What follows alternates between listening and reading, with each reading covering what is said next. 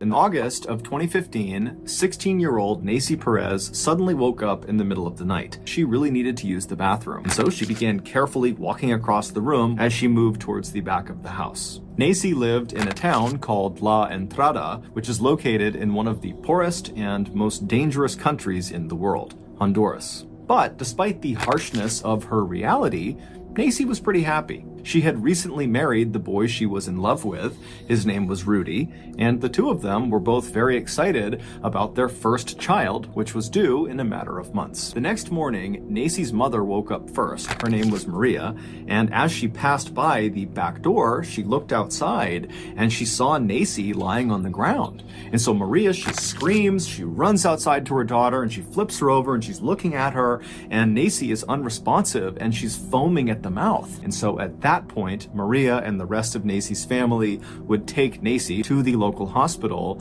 but by that point, Nacy was dead. When Nacy's family asked the doctors what happened to her, they said they didn't know. And so Maria and the rest of Nacy's family brought Nacy back home, and then they buried her. The following day, Nacy's husband, Rudy, who was totally distraught, he got up early and he just had to go to the cemetery to be with his wife. And so he made his way over to the local cemetery and he found his wife's gravesite. Nacy had not been buried under the earth.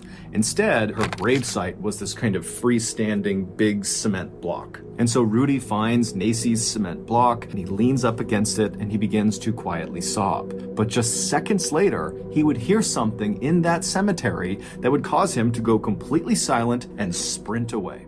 The day before, approximately 1 or 2 hours after Nacy's coffin was slid inside of that cement tomb and walled up, Nacy woke up. She was never dead. It's unclear what originally caused Nacy to collapse outside of her house. Whatever the case was, the doctors at the hospital got it wrong. When Nacy was brought to them, she was not dead. And so when she woke up inside of her coffin, she began screaming and trying to fight her way out for over 24 hours, trying to get anybody's attention, but nobody heard her. Until her husband heard through the cement the sound of his wife calling out for help. Rudy instantly ran and got help, and he and his family came back and they broke open the side of this tomb and they pulled Nacy's coffin out. And even though she was now unresponsive, she had a faint heartbeat. And so they rushed her to the hospital, but by the time she got there, she really had died. Nacy had finally just run out of oxygen within minutes of her husband finally hearing her screams.